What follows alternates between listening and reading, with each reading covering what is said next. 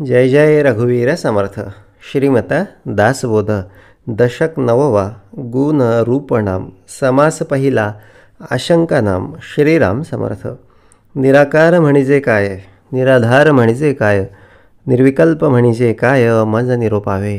जय जय रघुवीर समर्थ. नववा दशक. गुण रूपनाम. कोणाचं? तर त्या परब्रह्मरूपी वस्तूचं. त्या परब्रह्माचं गुण काय, त्याचे रूप काय, किंवा त्याचं नेमकं स्वरूप काय, याची स्थिती समर्थांनी या दशकाच्या रूपानं आमच्याकडे जाणवून द्यायला घेतलेली आहे. आणि या दशकातील पहिलाच समास आहे.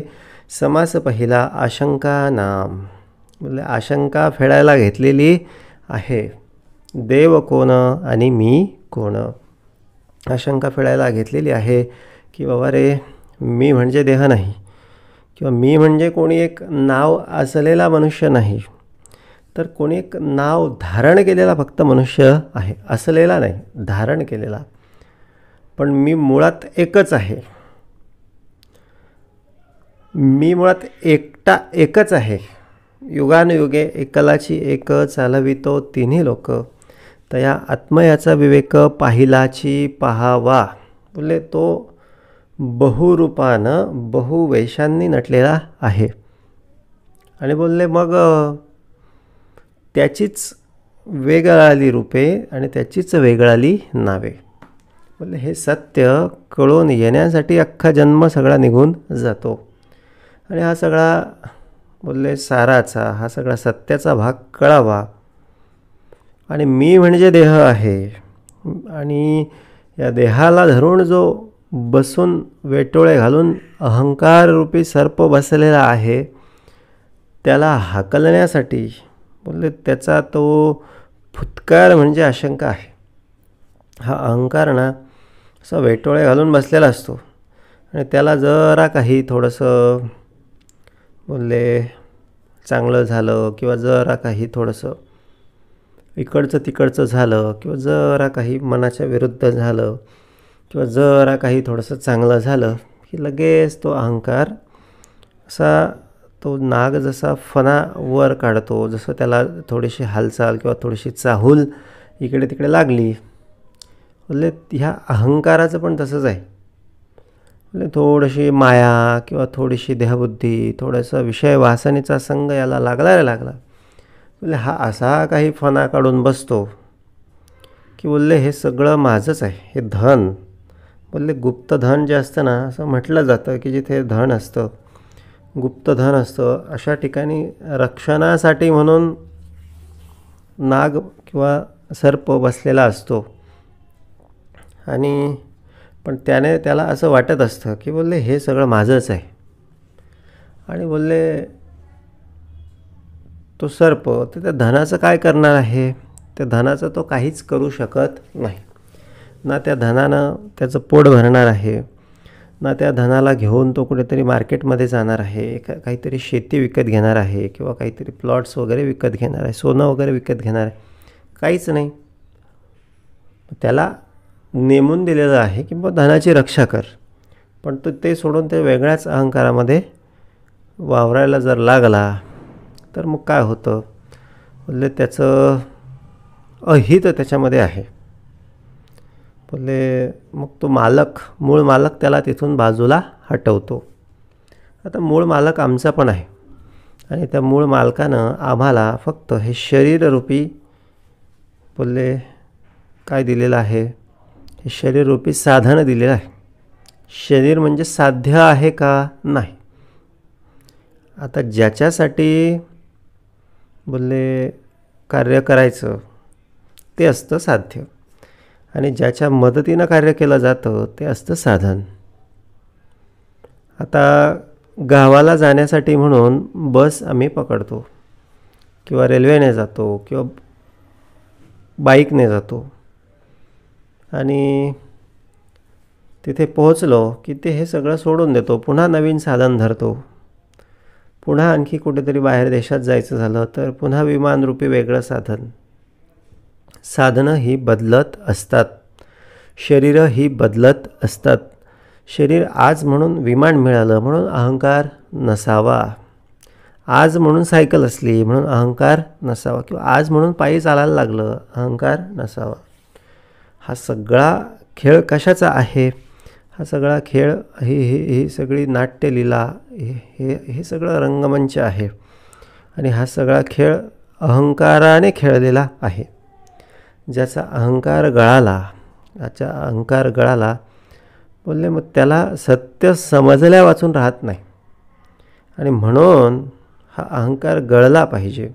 हा अहंकार वारंवार आशंका घेत असतो. मी कोणतरी श्रेष्ठ आहे, किंवा माझ्यापेक्षा कोणतरी श्रेष्ठ आहे, किंवा माझं असंच आहे, किंवा ह्याचं तसंच आहे.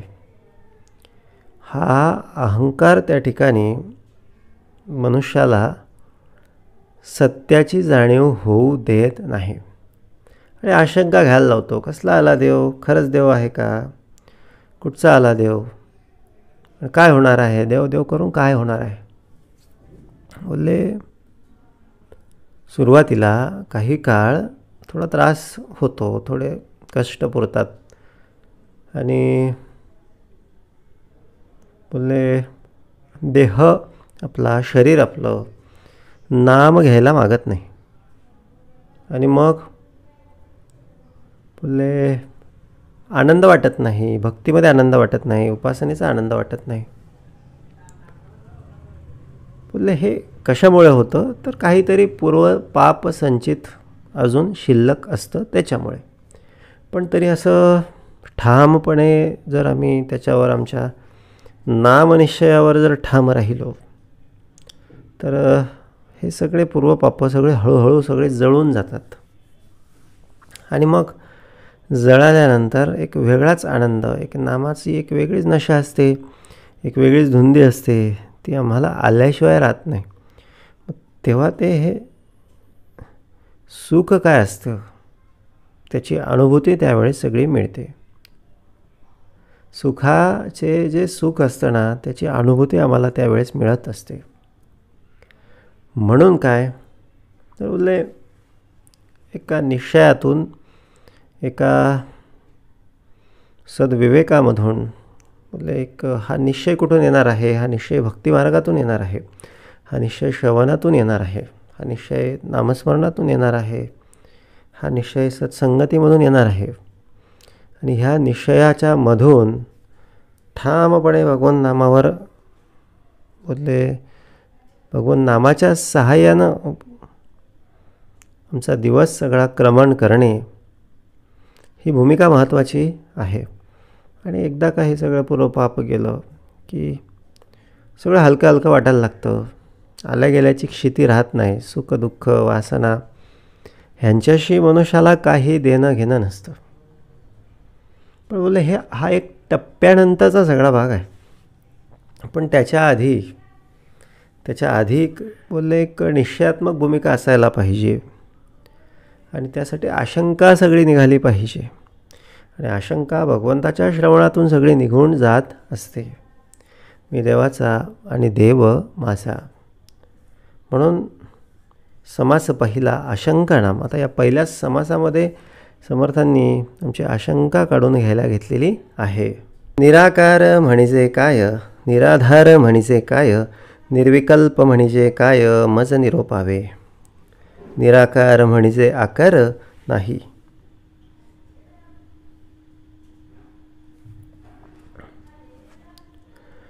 निराकार म्हणजे काय? निराधार म्हणजे काय? निर्विकल्प म्हणजे काय? मज निरोपावे. निराकार म्हणजे आकार नाही, निराधार म्हणजे आधार नाही, निर्विकल्प म्हणजे कल्पना नाही परब्रह्मासी. आता परब्रह्म म्हटलं की ते निराकार आहे, निराधार आहे, निर्विकल्प आहे, अशा गोष्टी आपण बऱ्याचदा ऐकतो. आता निराकार म्हणजे नेमकं काय आहे? तर निराकार म्हणजे आकार नाही. त्याला आकार नाही म्हणजे ते आकाररहित आहे. आणि म्हणूनच ते कुठल्याही आकारात सामावू शकते. म्हणूनच ते कुठल्याही आकारामध्ये अस्तित्वाला आहे. म्हणूनच ते माझ्यामध्ये पण आहे, म्हणूनच ते माझ्या शेजारच्यामध्ये पण आहे, म्हणूनच ते माझ्या समोरच्यामध्ये पण आहे, म्हणूनच ते माझ्या मागच्यामध्ये पण आहे, कारण त्याला आकार नाही. आता पाणी आहे की नाही पाणी, किंवा हवा आहे की नाही हवा, आता ह्यांना आकार आहे का? नाही. तर हे ज्याच्यामध्ये टाकले जातील त्याच्यासारखा आकार धारण करतात. खरं तर आम्ही सगळेजण या परब्रह्मामध्ये वसलेलो आहोत. पण आम्ही काय करतो, आम्ही समजतो की आमच्यामध्ये परब्रह्म आहे. खरं तर ते असंही आहे, ते बाहेर पण आहे आणि आत पण आहे. सबाह्य अभ्यंतरी ते सगळीकडे लिगडलेलं आहे. मग हे सगळं असं असताना आम्हाला चिंता का वाटत असते, आम्ही का चिंता करत असतो? तर ते आहे जवळी, परी भेट नाही जन्मभरी. ते जवळच आहे, पण भेटच नाही. मग यासाठी काय करायला लागेल, तर अद्वैताचं कपाट उघडावं लागेल. आता आम्ही सगळं द्वैत्वात वावरतो आहोत, द्वैतरूपी घरात वावरतो आहोत. या द्वैतरूपी घरामध्ये एक अद्वैताचं कपाट आहे.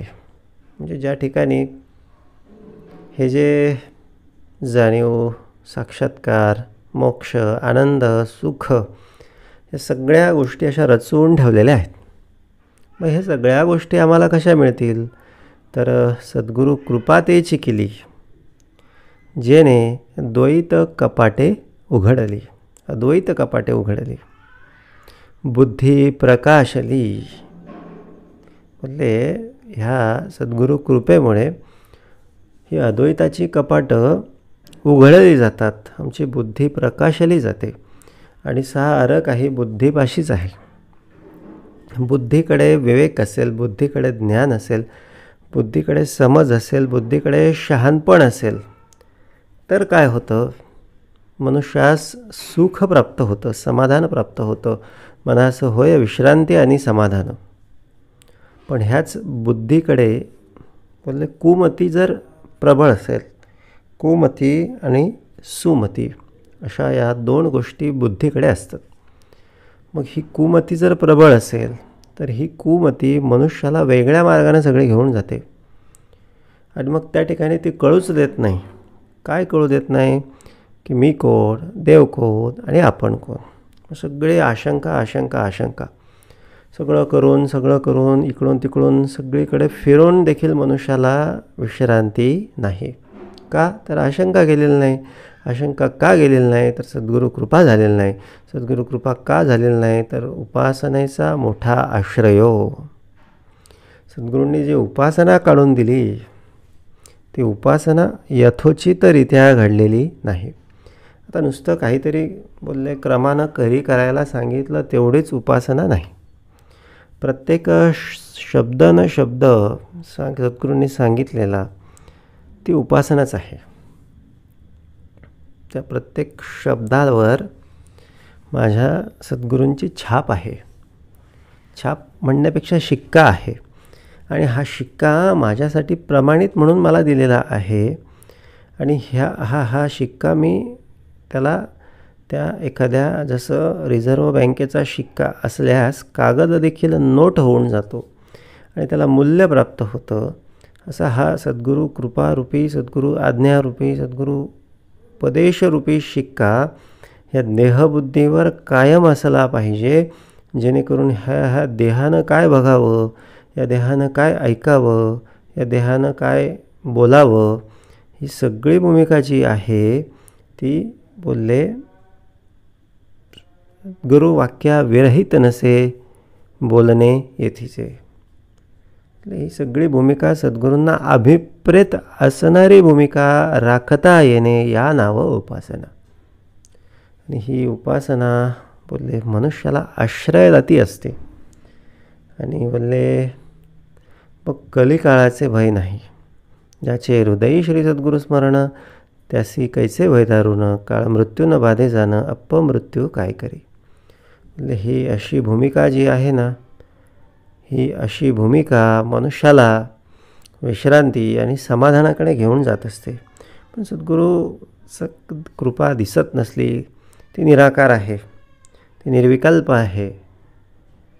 पण म्हणूनच ती सगळीकडे आहे, म्हणूनच ती जवळ आहे. ती प्राप्त करून घेण्यासाठी तयासारिखे व्हावे लागेल किंवा त्याची आस लावावी लागेल किंवा त्याची आज्ञा देहाकडे उभी करून घ्यावी लागेल. निराधार म्हणजे काय? आणि बोलले निर्विकल्प म्हणजे काय? मज निरूपावे. बोलले ज्याला परमार्थाचा आधार नाही, ज्याला सद्गुरूंचा आधार नाही, ती भूमिकाच मुळी निराधार आहे. जयास नाही सद्गुरूंची पाठी, तयास भलताच कुटी. तुला एक साधं सोपं सरळ आणि स्पष्ट शब्दात समर्थांनी सांगितलेलं आहे की बाबा ज्याला सद्गुरूंची पाठी नाही, सद्गुरूंची पाठ राखण ज्याला नाही, तयास भलताच कुटी. आणि मग ज्याला सद्गुरूंची पाठ राखण असेल, मग त्याला का बरं आपल्याला असं वाटतं की कधी कधी त्याला पण अधूनमधून असे दुःख येतं? तर त्याचं कारण आहे.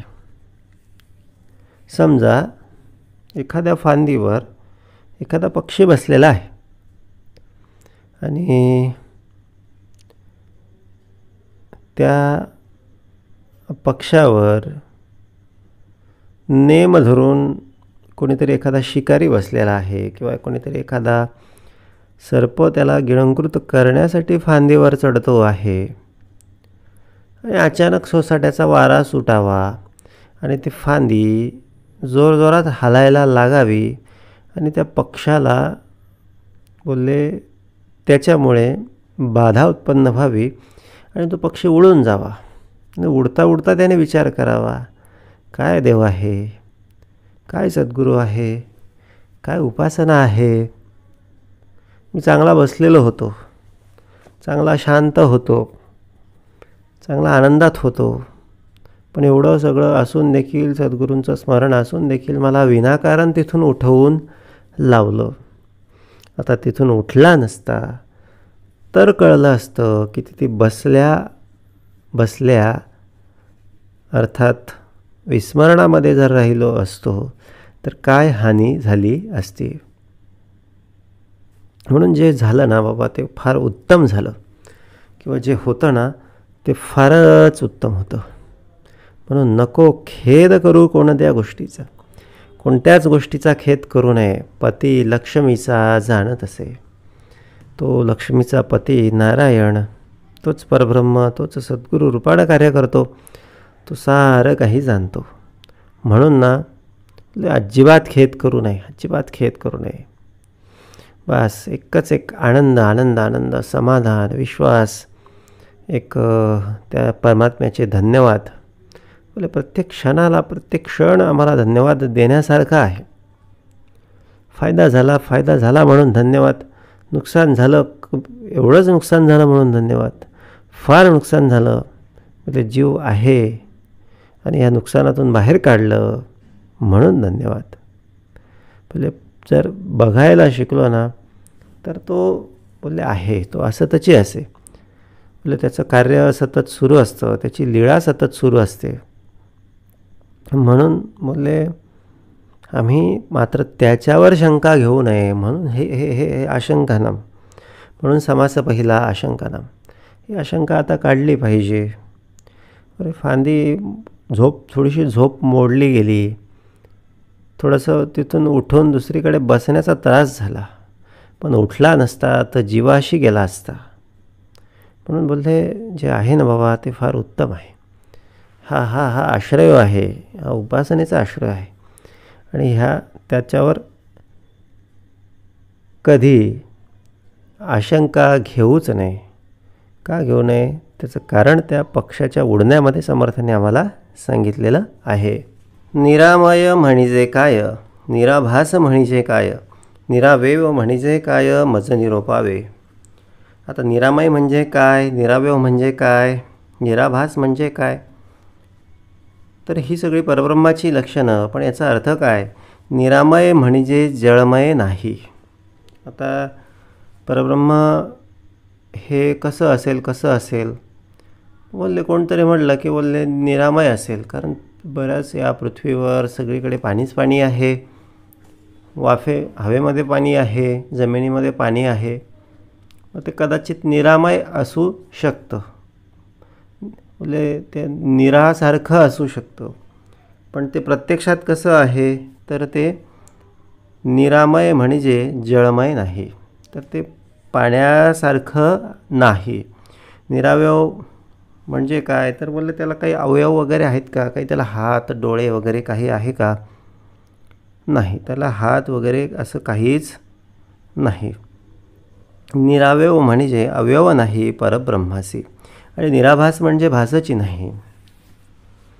म्हणजे तसं नुसतं भासणारं आहे का, की खरोखर आहे, तर भासची नाही, नुसता भासच नाही. बोलले ते नुसतं जाणीवच नाही, तर ते प्रत्यक्ष असणारी सगळी ती वस्तू आहे. निष्प्रपंच म्हणजे काय, निष्कळंक म्हणजे काय, निरोपाधी म्हणजे काय, मज निरोप हवे. आता या ज्या भूमिका आहेत ना, ह्या परब्रह्माच्या भूमिका आहेत. आता ह्या कोणाला लागू होतात, तर परब्रह्माला लागू होतात. मग परब्रह्माला लागू होतात, पण मग आम्हाला का सांगितलेलं आहे, आम्हाला परब्रह्ममय व्हायचं आहे. सद्गुरू साक्षात परब्रह्म बोलले, देव पहावयासी गेलो आणि देवची होऊन ठेलो, अशी अनुभूती संतांना मिळते. आणि ही अनुभूती मिळणे म्हणजेच परब्रह्माचा साक्षात्कार झाल्याचं सगळं लक्षण आहे. परब्रह्माची लक्षणं कशी आहेत, तर ते बोलले निष्कलंक आहे, निष्प्रपंच आहे, निरोपाधी आहे. याचा अर्थ ते कसल्याच उपाध्यांमध्ये अडकत नाही, कसल्याच उपाधीमध्ये अडकलं जाईल असं काहीसं ते ठेवत नाही. म्हणजे त्या ठिकाणी अहंकाराची उपाधी नाही, त्या ठिकाणी मीपणाची उपाधी नाही, मोठेपणाची नाही, कमीपणाची नाही, मत्सराची, द्वेषाची, निंदेची कसलीच उपाधी त्याच्याकडे लागलेली नसते. मग हे साधं सोपं सहज आणि स्पष्ट आहे. निरोपाधी आत्मा, आत्मा देखील निरोपाधी आहे, त्याला कसल्याच उपाधीमध्ये अडकायला आवडत नाही. बोलले आम्ही तरी का म्हणून उपाध्या वाढवून घ्यायच्या प्रपंचाच्या, किंवा कसल्या तरी वेगवेगळ्या सगळ्या कल्पनांच्या, किंवा कसल्या तरी सगळ्या वासनांच्या. या सगळ्या उपाध्याच आहेत, या सगळ्या उपाध्याच आहेत. बोलले हे असं का, किंवा हे कशावरून, तर बोलले ज्याही परिस्थितीमध्ये आम्ही असलो, त्या प्रत्येक परिस्थितीमध्ये मग ती एक परमात्म्याचं अनुभूती किंवा परमात्म्याचं स्मरण सोडून कसली का उपाधी असू द्या ना, त्या ठिकाणी एक क्षीणच मनुष्याकडे उभा राहतो, एक कल्पनाच, एक संशयच मनुष्याकडे त्या ठिकाणी उभं राहत असतो. म्हणून बोलले काहीतरी करायला गेलो की नामस्मरण खुंटतं. मनुष्याची सहज स्थिती जी की अखंड आहे, जी शुद्ध आहे, निर्मळ आहे, ती गढूळ होऊन जाते, आणि परिणाम असा होतो की तरंग उठतात. मग वेगवेगळे सगळे संशय, कल्पना, चिंता, वासनांचे सगळे तरंग उठतात. म्हणजे उपाध्यांपासून शक्य तेवढं अलिप्त राहण्याचा प्रयत्न केला पाहिजे. आता शरीरानिशी या सगळ्या उपाध्यांमधून तर काही अलिप्त होता येणार नाही, कारण पाण्यात राहून बोलले ओलं होणार नाही अशी भूमिका तर नाहीच, पाण्याचा स्पर्श तर राहीलच. पण त्याबरोबर त्या पानाला कमळाच्या मेणासारखा थर असतो, आणि त्याच्यावर पाणी साचून राहत नाही. बोलले असं विवेकरूपी मेणाचा थर जर आमच्या आतमध्ये आम्ही लावून घेतला, तर हे सगळं विषय वासनांचं, हे सगळं अहंकाराचं, मीपणाचं, माझे माझे म्हणण्याचं, किंवा आणखीन चिंतांचं, आणखीन लोभाचं, म्हणजे हे सगळं पाणी जे आहे ना, हे सगळं पाणी काही त्या पानांवर साचून राहत नाही. मेणाचा थर पाहिजे. मेणाचा थर हा सद्गुरू कृपेनं सद्गुरूंच्याच गावाला मिळत असतो. पण येथे पाहिजे जाड विवेकरचना. हा मेणाचा थर म्हणजे काय आहे? जाड विवेकरचना, म्हणजे अत्यंत दृढ, अत्यंत घट्ट, अत्यंत फिक्स अशी जी विवेकरचना असेल ना, तर बोलले ह्या सगळ्या पाण्याला आम्ही तोंड देऊ शकतो, म्हणजे सगळ्या उपाध्यांपासून वाचू शकतो. म्हणून हे सोपं साधं सरळ आहे.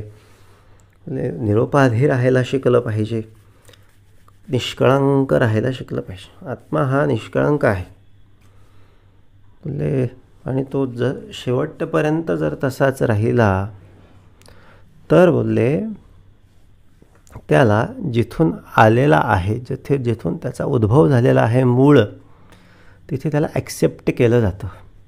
आणि जर त्याच्यावर वेगवेगळे सगळे डाग पडलेले असतात, कलंक म्हणजे डाग, तर त्याला सांगितलं जातं बाबा 84ला जा, नरकाला जा, अधोगतीला जा, पुनरपि जननम पुनरपि मरणम, आणि हे सगळे डाग सगळे धुवून काढ.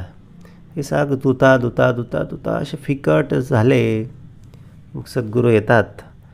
सद्गुरू त्याला छानपैकी असं ड्रायक्लीन करतात, त्याला मस्त छानपैकी असं धुण्याचं केमिकल लावतात.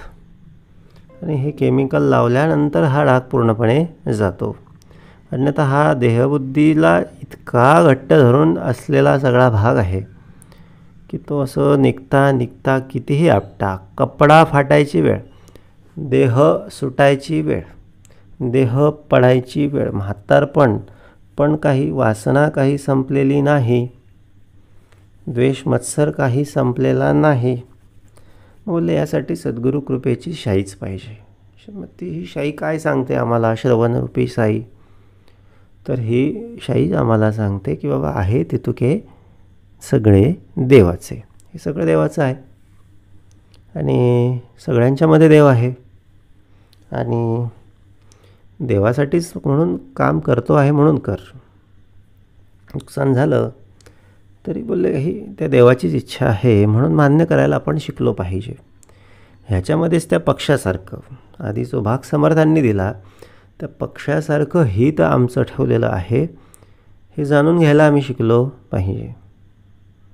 निष्कलंक, निरोपाधी, आणखीन काय तर बोलले निष्प्रपंच. आता निष्प्रपंच ही भूमिका कशी आहे? तर त्याला ही प्रपंचाची उपाधी त्याला लागू नाही. प्रपंच हा आमच्यासारख्या सामान्य सगळ्या जीवांना लागू आहे. म्हणजे काय की ह्या सगळ्या प्राकृतिक सगळ्या बंधनामध्ये आम्ही सगळे जण बांधलेलो आहोत. मग त्याच्यामध्ये जन्म असेल, मृत्यू असेल, आणखीन वय असेल, पण त्याला कसलं आलं बंधन? तो कसा आहे? तर तो निष्प्रपंच आहे. आणि म्हणूनच बोलले तो निष्प्रपंच म्हणजे प्रपंच नाही, निष्कळंक म्हणजे कळंक नाही, निरोपाधी म्हणजे उपाधी नाही, परब्रह्माचे. निरोपम्य म्हणजे काय? निरालंब म्हणजे काय? निरापेक्षा म्हणजे काय? मज निरोपावे. आता निरोपम्य म्हणजे उपमा नाही, त्या परब्रह्माला उपमा देता येत नाही. आता या सगळ्या उपमाच मनुष्यानं देऊन बघण्याचा प्रयत्न केला, पण ते दिल्या तरी कशा? की हे नाही म्हणजे ते, ते नाही म्हणजे ते, ते नाही म्हणजे ते. शेवटी मनुष्याची बुद्धी खुंटली. नेती नेती नेती ऐसे बोलत असे श्रुती. नेती बोलले माहीत नाही असं कोण बोलतं? असं वेद बोलतात, वेदशास्त्रे बोलतात. आणि मग तिथे माझं मूर्खाची मती पवाडेल कोठे? ते आपली म्हणा किंवा इतर कोणाची मती त्या परब्रह्माला काय वर्णन करू शकणार आहे? त्याचं वर्णन आम्ही फक्त एवढंच करू शकतो की ते हे नाही म्हणजे ते नाही, ते नाही म्हणजे ते, ते नाही म्हणजे ते. हे आहे असं कोणीच सांगू शकत नाही. त्याचं वर्णन तरी कसं केलं? निरोपम्य म्हणजे उपमा नाही, त्याला उपमाच देता आलेली नाही. निरालंब म्हणजे अवलंबन नाही. आता आम्ही जर परब्रह्माचेच सगळे आहोत आणि त्या परब्रह्माच्याच अंशात्मक भूमिकेतून जर आम्ही सगळे बनलेलो आहोत, तर बोले निरालंब म्हणजे अवलंबन नाही. तर आम्ही अवलंबन का म्हणून इतरांवर आमचं ठेवायला पाहिजे, किंवा इतरांच्या भरोशावर आम्ही का म्हणून जगायला पाहिजे, किंवा काही जेव्हा प्रसंग उभा राहतो त्या प्रसंगाच्या वेळेस का म्हणून आम्ही आधी सगळ्या त्या इतरांचा सगळा धावा मांडायला पाहिजे. पण त्या एका मालकालाच का म्हणून आधी आम्ही त्याचा धावा करत नाही. सगळं सोडून प्रत्येक वेळेस आम्ही असं का नाही बोलत की आम्ही काय कुणाचे खातो तो श्रीराम आम्हासी देतो. का आम्ही नाही बोलत प्रत्येक वेळेस असे माझ्या पतीचे तपफळ, काय करतील मनमत खळ. हे माझ्या पतीचं तपफळ आहे माझ्यासोबत. आता पती कोण? माझा पती आपल्या सगळ्यांचा एकच आहे. तो आपली ही माया आहे. आपला देह म्हणजे काय? आपली माया आहे, म्हणजे ती स्त्री आहे, प्रकृती आहे. आणि प्रकृती पुरुष, हिचा जो पुरुष आहे किंवा हिला जो सामर्थ्य पुरवणारा आहे किंवा हिला जो चालवणारा आहे तोच आपला पती आहे. मग पण आता कुठलीही पतिव्रता स्त्री किंवा कुठलीही स्त्री कुठलीही पत्नी म्हणू द्या, बोले तिच्यावर जेव्हा काही प्रसंग उभा राहतो, बोले ती प्रथम आपल्या पतीलाच सांगते किंवा पतीचाच धावा करते. पण बोले आम्ही चुकतो. आम्ही त्या आपल्या सगळ्यात आधी त्या पतीचा धावा करायला पाहिजे की नको. पण आम्ही पतीचा धावा करायचा सोडून वेगवेगळ्या सगळ्या गल्लीतल्या, गावातल्या, इकडच्या तिकडच्यांना सगळा बोंबा मारत बसतो. आणि मग तो पती घरी आल्यावर त्याला मग सांगतो. आणि तो एका मिनिटात, एका सेकंदात बोलले कसलंही अपेक्षा न ठेवता, कसलाही हिशोब, कसलाही विचार न करता, कुठल्या का मार्गानं असे ना, बोलले ह्या सगळ्यांमधून आपणाला बाहेर काढण्याचा प्रयत्न करतो. ही भूमिका कोणाची असते? पतीची असते. मग या मायेनं हे लक्षात ठेवलं पाहिजे की नको. आता ती घरची पत्नी आणि तिचा पती यांचा हा विषय नाही. तर बोले हा मूळ विषय काय आहे? ही प्रकृती, ही माया, ही देहबुद्धी, हा संसार, बोलले हे एक पत्नीरूप आहे. आणि या सगळ्यांना सांभाळणारा, या सगळ्यांना सामर्थ्य पुरवणारा तो जो परब्रह्म आहे तो पतिरूप आहे. प्रकृतीसाठी काही अडथळा असेल, अडचण असेल, तर धावा सगळ्यात आधी त्या पतीचा, अर्थात त्या परब्रह्माचा केला गेला पाहिजे. आणि बोलले त्याच्यावरच विश्वास पाहिजे, त्याच्यावर भरोसा पाहिजे की त्याने बोलले चोच दिलेली आहे तर तो निश्चितपणे बोलले दाण्याची सगळी व्यवस्था करणारा आहे. इकडे तिकडे तोंड मारायची गरज नाही, इकडे तिकडे आमचं सगळं नियंत्रण सोडायची गरज नाही. बोलले अत्यंत ठाम आम्ही राहिलो पाहिजे. बोलले असे माझ्या पतीचे तपफळ, तर काय करील मनमत खळ. निरापेक्षा म्हणजे अपेक्षा नाही परब्रह्मासी. त्याला अपेक्षाच नाही. आता त्याने किती दिलं हो आम्हाला? असं एवढं सुदृढ शरीर दिलं, 2 डोळे, 2 हात, नाक, 2 कान, 2 हात, 2 पाय, हे सगळ्या गोष्टी दिल्या. पण निरापेक्षा म्हणजे अपेक्षा नाही. त्याला अपेक्षाच नाही. आता शासनानं रोड बांधले, रस्ते बांधले की बोलतो टॅक्स द्या, लगेच टोल नाका. वास्तविक बोलले ऑलरेडी आपण घेताना बराच टॅक्स दिलेला असतो, पण तरी रस्ता सुधारला म्हणजे परत टॅक्स आपणाला द्यावा लागतो. म्हणजे अपेक्षाच आहेत.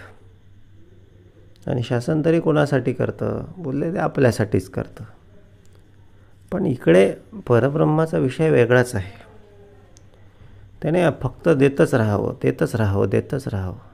पण त्याने परतीची अपेक्षा काहीच केलेली नाही. आता आमच्यातले बरेच जण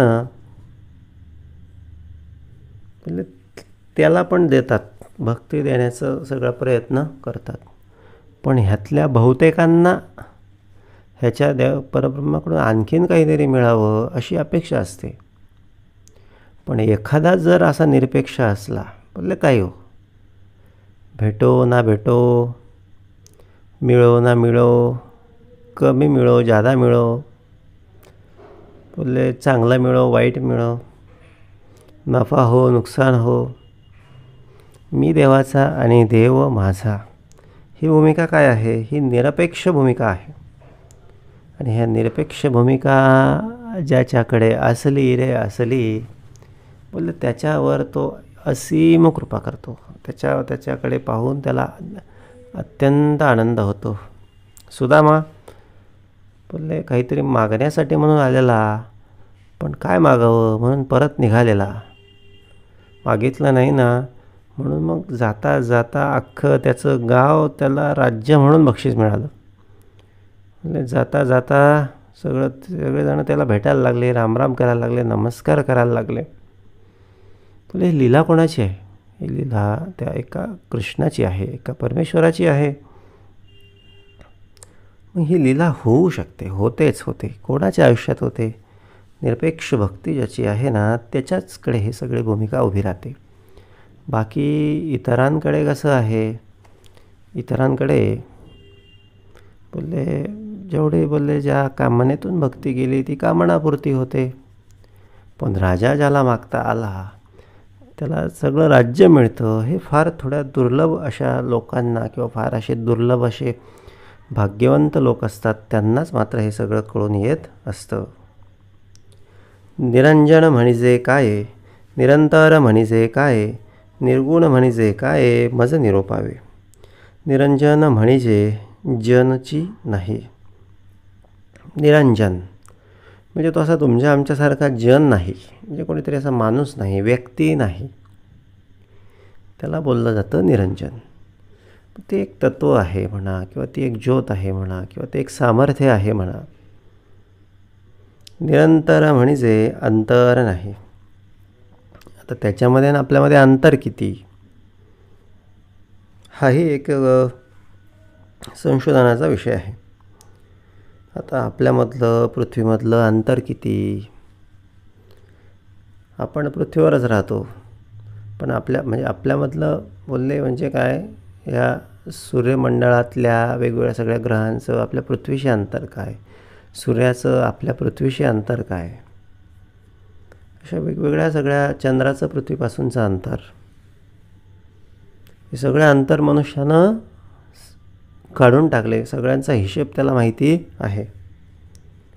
पण निरंतर म्हणजे अंतर नाही.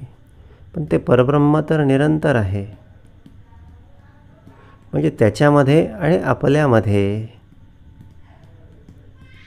काहीच अंतर नाही. अत्यंत शांतपणे, अत्यंत डोळे मिटून आम्ही हे सगळं ऐकलं पाहिजे. हे वाक्य परत समर्थ आपणाला देतील की त्या भगवंतामध्ये आणि आपल्यामध्ये, किंवा त्या परब्रह्मामध्ये आणि आपल्यामध्ये काहीच अंतर नाही. म्हणजे तो बोलले आपणातच आहे, आपणच त्याच्यात आहोत. बोलले हे आम्हाला जर कळलं ना, तर बोलले तुटली आशंका, बोलले सगळी आशंका सगळी निघून जाते. आणि मग तुटो हे शरीर, फुटो हे मस्तक, मी देवाचा आणि देव माझा, ही भूमिका यायला वेळ लागत नाही. ही भूमिका आली म्हणजे ते परब्रह्म प्रकट होतं. आणि ही भूमिका येते केव्हा? जेव्हा कळतं सद्गुरुमुखातून की देव जवळी जवळी जवळी आणि अंतरी परी भेट नाही जन्मभरी. ते तत्व किंवा ते रूप सगळं माझ्या जवळच ठेवलेलं आहे. निर्गुण म्हणजे गुणची नाही. परब्रह्मच काहीच गुण करायचे नाही. कर्तव्य म्हणून करायचं, जेवढं उत्तम होईल तेवढं करायचं, पण गुण काही कोणाला दाखवायची गरज नाही. काही दाखवू नये. कर्तव्य म्हणून सगळं करायचं, पण काही उगाच स्वतःचे गुण वाखाणत बसू नये. स्वतःचे गुण दाखवायला गेलं ना बाबा, उपाध्या अशा मागे लागतात हे सगळा व्याप सगळा वाढवून टाकतात. म्हणून बोलले हे जे आहे ना सगळं निर्गुण आहे ना, तो म्हणजे आम्हीच नव्हो.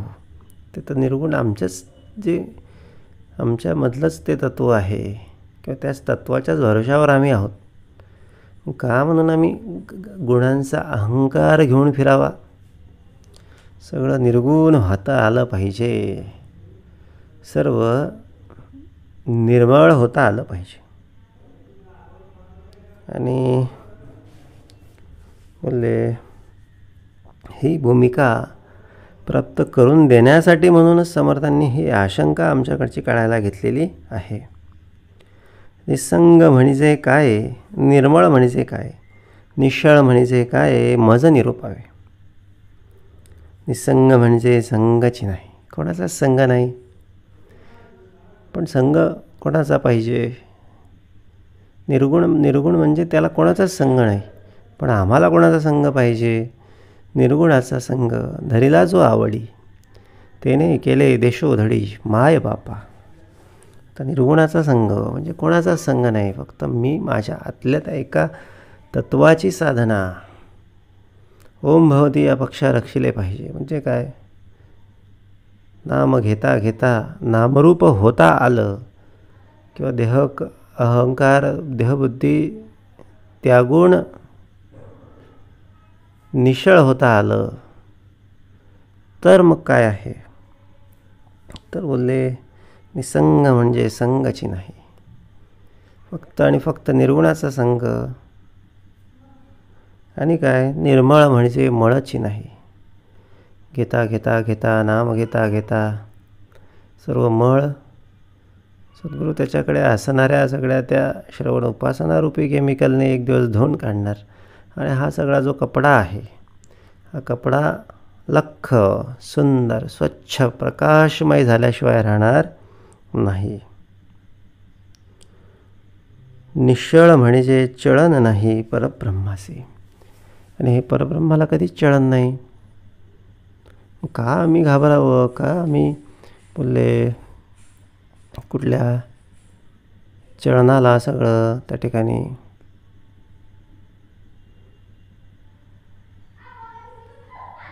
निश्चळ अवस्था सोडून चंचळ अवस्थेमध्ये जावं? आमचं स्वरूप निश्चळ आहे. क्यों व्यर्थ चिंता करते हो, क्यों व्यर्थ डरते हो, कौन तुम्हें मार सकता है. हे भगवंत गीतेचे सार आम्ही बऱ्याच ठिकाणी ऐकलेलं असणार, वाचलेलं असणार. मग हे केव्हा केव्हा कशासाठी? हे अशाच सगळ्या वेळेला, अशाच सगळ्या वक्ताला बोलले का म्हणून आमच्याकडे उभं राहत नाही? त्याला कारण आहे की आम्ही बऱ्याचशा वेळेला त्या तत्वाचं, त्या साराचं स्मरण करत नाही. कधीतरी करतो आणि मग कधीतरी संकट येतं, मग काही त्या ठिकाणी ते पास होत नाही. कधीतरी अभ्यास करून कुठे पास होता येतं का हो? एक सिलेबस आहे, एक अभ्यासक्रम आहे आणि त्यातला थोडासा एखाद दुसरं चॅप्टर अभ्यास करायचं आणि पास होण्याची अपेक्षा करायची किंवा मेरिटला येण्याची अपेक्षा करायची. असं कुठे असतं का? अभ्यास हा संपूर्णच करावा लागेल. म्हणून बोलले हे असं संपूर्ण अभ्यास केला ना मग चळण येत नाही. रोज अभ्यास करायला पाहिजे, रोज सकाळी दुपारी संध्याकाळी उठता बसता कामधंदा करिता मी देवाचा आणि देव माझा. ओलावा विठ्ठल पहावा विठ्ठल. ओम श्री गुरुदत्तात्रय श्रीपाद श्री वल्लभाय नमः. ओम नमो भगवते वासुदेवाय. हा सगळा अभ्यास सतत सतत सतत सतत सुरू असला बोलले झाले जन्माचे सार्थक. जन्माचं सार्थक झाल्याशिवाय राहत नाही. निशब्द म्हणजे काय, निर्दोष म्हणजे काय, निवृत्ती म्हणजे काय, मज निरूपावे. आता निशब्द म्हणजे शब्दची नाही, त्याच्या पाशी शब्दच नाही किंवा ते शब्दाच्या वेगळंच आहे. म्हणजे फार साधक आहेत किंवा फार अनुभव किंवा जे साक्षात्कार झालेले व्यक्ती आहेत ते अत्यंत कमी बोलतात. जिथे आवश्यक आहे ना तिथेच ते बोलतात. कारण बोलणंसुद्धा एक प्रकारची उपाधी आहे. बोलत राहू तर बोलले त्या स्वरूपाकडे ध्यान कधी देऊ. फार बोलून बोलून बोलून सगळं आमची स्वरूप स्थिती घालवून घेणे आहे. म्हणून बोलले निशब्द म्हणजे शब्दाची नाही. बोलले निशब्द होता आलं पाहिजे आणि पुढे एक दिवस निशब्दच व्हायचं आहे. शब्द आपले ना थोडे जपून वापरले पाहिजे. शब्द कमी करत गेले पाहिजे. निर्दोष म्हणजे दोषाची नाही. निर्दोष अधिकाधिक अधिकाधिक आपली वाचा, आपली वाणी, आपले डोळे, आपले कान, हे सगळं अधिकाधिक आपले कर्म हे अधिकाधिक निर्दोष कसे होतील हे आपण बघितलं पाहिजे. म्हणजे हे जेव्हा निर्दोष होतील, जेव्हा 100% निर्दोष होतील, तेव्हा त्या परब्रह्मामध्ये आणि आपल्यामध्ये भेद उरणार नाही. निवृत्ती म्हणजे वृत्तीच नाही परब्रह्माची. वृत्ती गेली म्हणजे निवृत्ती आली. वृत्ती आहे म्हणून सगळं बोलले त्या ठिकाणी देहबुद्धी आली, आसक्ती आली, मितूपण आलं, लोभ आला, द्वेषमत्सर आला. वृत्ती निवृत्ती झाली म्हणजे सारं काही आपलंच झालं. आपपरचा भेद देखील त्या ठिकाणी उरत नाही. वृत्तीची निवृत्ती झाली पाहिजे. निवृत्ती, ज्ञानदेव, सोपान आणि मुक्ताबाई. त्यासाठी काय पाहिजे बोलले हे विषयांची निवृत्ती आणि त्या एका परब्रह्माचं ज्ञान आणि सोपान, भक्तिमार्गाचा सोपान आणि मग मुक्ताबाई. मुक्ताबाई निश्चितच त्या ठिकाणी असते. निष्काम म्हणजे काय, निर्लेप म्हणजे काय, निष्कर्म म्हणजे काय, मज निरूपावे. निष्काम म्हणजे कामाची नाही. सगळं काही सारे काही पाहावे, सारे काही पाहावे, परी विवेके असावे. परी देहबुद्धी सोडून, परी संग सोडून सुखी राहावे. मना भासले सर्व काही पाहावे. बोलले कसलाच काम नाही, कसलीच बोलले उपाधी नाही. सारं काही करतो आहे, पण कसा करतो आहे बोलले मी कोणाचा तरी सेवक आहे किंवा मी कोणाच्यासाठी तरी करतो आहे म्हणून करतो आहे. माझ्यासाठी किंवा मी असं किंवा मी तसं असं अजिबात भूमिका ज्याच्याकडे नाही. ती भूमिका म्हणजे काय आहे, निष्काम म्हणजे कामची नाही.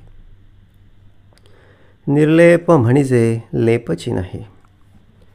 निर्लेप भूमिका त्या ठिकाणी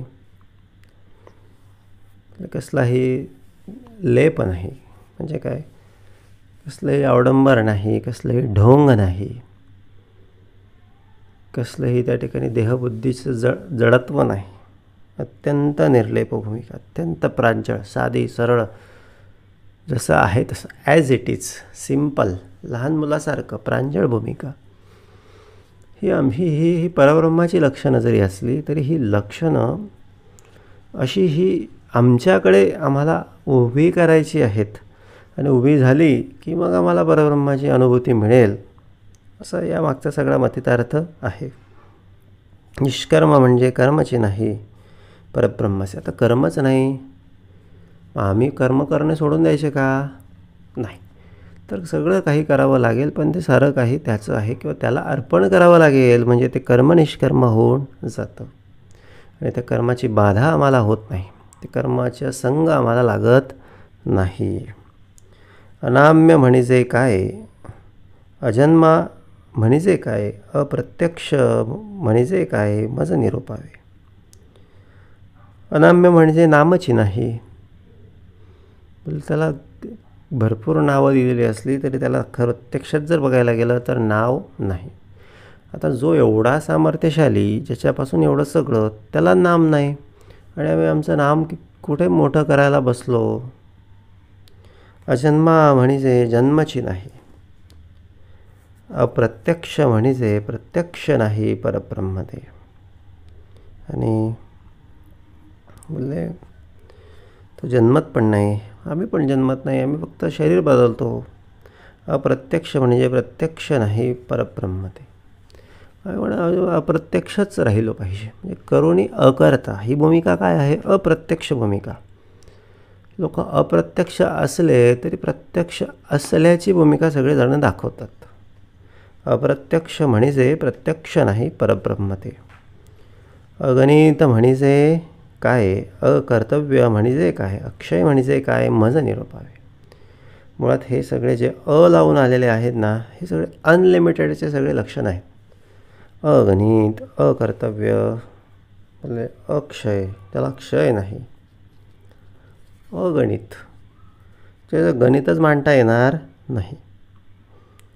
म्हणून बोलले आम्ही, तो किती देईल, कसा देईल, त्याचा नसे अंत ना पार ज्याच्या रूपाला. आम्ही विनाकारण वेगळंच गणित मांडत बसतो. बोलले तर गणित आम्ही असं किती सोडवायला गेलो ना, आमच्यातनं गणित सुटणार नाही, कारण जोपर्यंत सद्गुरू आम्हाला हातचा देणार नाही. 10मधून बोलले 8 वजा करायचे आहेत. आता असं तोंडी तर लगेच वजा करता येतील, पण समजा 22मधून 18 वजा करायला सांगितले कागदावर. मग 2च्या खाली 8 आला आणि इकडे दशकस्थानी 2च्या खाली 1 आला. मग ते लहान मुलं असतं 3री 4थीतलं, त्याला ती वजाबाकी नवीन असते. त्याला त्याचा विचार प्रश्न पडतो की आता या 2मधून हे 8 कसे कमी करायचे. इकडे सद्गुरू असतो दशक, तो विसरलेला असतो. दशकाच्या आतमध्ये सद्गुरू आहे हे तो विसरला आहे, किंवा ते परब्रह्म आहे तो विसरतो. पण कोणतरी शहाणा येतो, सद्गुरू येतो, त्याला सांगतो की बाबा हे इकडचे 2 आहे ना, त्यातला 1 कमी कर, आणि हे 2 नोटा आहे त्यातली 1 नोट इकडे टाक सुटे करून.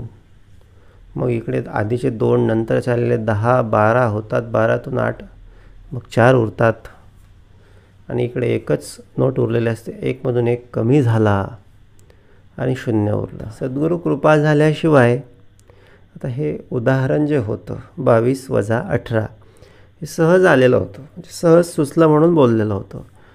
समर्थांची कृपा होती, पण त्याच्यामधून असं हे खाले बोलले 4 उरले, 8 उरले. बोलले ही जी भूमिका आहे ना, ही भूमिका बोलले ही सद्गुरू कृपेनंच होऊ शकते. 1 का उरेना, 2 का उरेना, ही भूमिका काय आहे, तर ही भूमिका सद्गुरू कृपेशिवाय शक्य नाही. 22मधून 18 गेले, खाली 4 उरले, आणखीन 24मधून 18 गेले, 6 उरले, 26मधून 18 गेले, 8 उरले. काही असू द्या, उरण्याची भूमिका जी आहे ना, आम्ही फक्त उरलो पाहिजे. तुका म्हणे आता उरलो फक्त कामापुरता. म्हणजे काय, कारण फक्त आम्ही सगळे उरलेलो आहोत, बाकी आमचं दुसरं काहीच आता इथे प्रयोजन शेष राहिलेलं नाही, असे तुकोबा बोलतात. तसंच आहे. बोलले आम्ही आता सद्गुरू कृपेनं हे फक्त खाली कामापुरता उरलो पाहिजे, बाकी हे सगळं आमचं वजा झाले पाहिजे. वेगवेगळे सगळे लोभ असतील, द्वेष असतील, मत्सर असतील, तिरस्कार असतील. अगणित म्हणजे गणित नाही, गणित मांडायचा विषयच नाही. पूर्ण सरेंडर, पूर्ण भाव ज्याच्यापर्यंत पोहोचला की मग तो आजही बोलले त्याचं गणित सुटू शकतं, नाहीतर हजारो वर्ष देखील त्याचं गणित सुटू शकत नाही. अगणित म्हणजे गणित नाही, अकर्तव्य म्हणजे कर्तव्यता नाही, अक्षय म्हणजे क्षयाची नाही परब्रह्माची. त्याला कर्तव्यता पण नाही आणि त्याला क्षय पण नाही. असा जो निर्मळ मनाचा मनुष्य आहे, असा जो पूर्ण उपासनेने भावित झालेला मनुष्य आहे, तर त्याच्यासाठी कर्तव्य म्हणून काही उरत नाही. पण तो तरी जनाच्या कल्याणासाठी सगळं काही करत असतो, पण त्याच्यातून कर्माची बाधा त्याला होत नाही. अरूप म्हणजे काय, अलक्ष म्हणजे काय, अनंत म्हणजे काय, मज निरोपावे. अरूप म्हणजे रूपची नाही, अलक्ष म्हणजे लक्षच नाही, अनंत म्हणजे अंतची नाही परब्रह्माची. आता त्याला जे मूळ सामर्थ्याचं आहे त्याला रूप नाही. मग हे आम्हाला जे आहे ते आमचं कशावरून? आम्ही तर त्याचेच आहोत. हे देखील आमचं खरं रूप नाही. याचा अर्थ असा झाला, अलक्ष्य म्हणजे लक्षत नाही, त्याचं सहजासहजी लक्षिल्या जात नाही. अनंत म्हणजे अंतची नाही परब्रह्मासी. अशा या परब्रह्माला अंतची नाही, आम्हाला पण अंत नाही. मग का म्हणून आम्ही भीती, संशय, का म्हणून चिंता? आहे तेवढं सगळं देवाचं. अपार म्हणजे काय, अढळ म्हणजे काय, अतर्क्य म्हणजे काय, मज निरूपा. अपार म्हणजे पारची नाही, त्याच्या कृपेला, त्याच्या कृपा आशीर्वादाला पार नाही, त्याच्या लीलेला पार नाही. फक्त विश्वासतार्पणे, फक्त भाव भाव भाव, भोळा भाव. मग ते किती भक्ती, कशी भक्ती, कुठे भक्ती, ते महत्त्वाचं नाही. अपार म्हणजे पारची नाही, अढळ म्हणजे ढळची नाही. त्याची छत्रछाया ज्याच्यावर आहे, बोलले त्याला कोणी ढळू शकत नाही, म्हणजे त्याला कोणी बाजूला करू शकत नाही. अतर्क्य म्हणजे तर्कत नाही परब्रह्म ते. आणि हे असं परब्रह्म जे आहे ना, बोलले हे ते कसं काय, त्याचं तर्क करणं सोडूनच दिलं पाहिजे. त्याला फक्त शरण आलो पाहिजे. शरण बाबा, कसा असेल, कुठे असतील, काय नाही. फक्त बोलले तुटली देहाची आशंका, आता असाल तैसे असा सद्गुरू स्वामी, कसं का असे ना बाबा, मी तुला शरण आलेलं आहे. अद्वैत म्हणजे काय, अदृश्य म्हणजे काय, अच्युत म्हणजे काय, मजा निरूपा. अद्वैत म्हणजे द्वैतची नाही, ते एकच एक भूमिका आहे सगळीकडे. तिथे वेगळी प्रकृतीची बाधा नाहीच आहे. ती बाधा आमच्या अहंकारामुळे आम्हाला दिसते.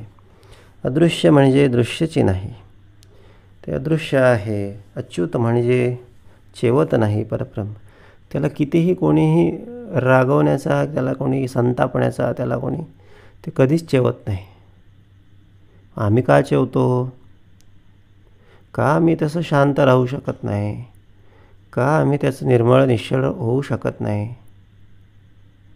काहीतरी कमी पडतो आहे. काहीतरी नाम म्हणा, काहीतरी उपासना म्हणा, काहीतरी श्रवण म्हणा, काहीतरी वैराग्य म्हणा, काहीतरी आम्ही नको त्या पदार्थांचं सेवन करतो आहे.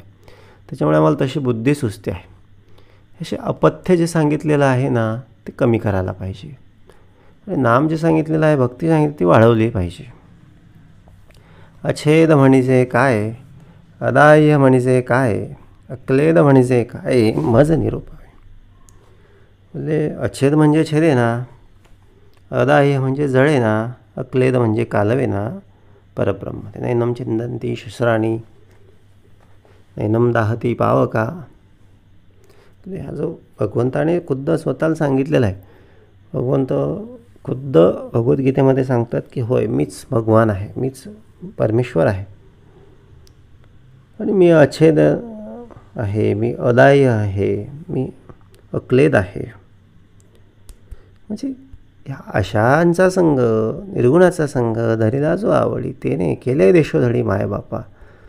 त्याने मग हे संशय, चिंता सगळे आपल्या देशोधडीला घेऊन जाणारा तो आहे. मायबाप म्हणजे काय हो? संशय आणि चिंतेला उद्देशून तुकोबा बोलतात. म्हणून परब्रह्म म्हणजे सकळांपरिते.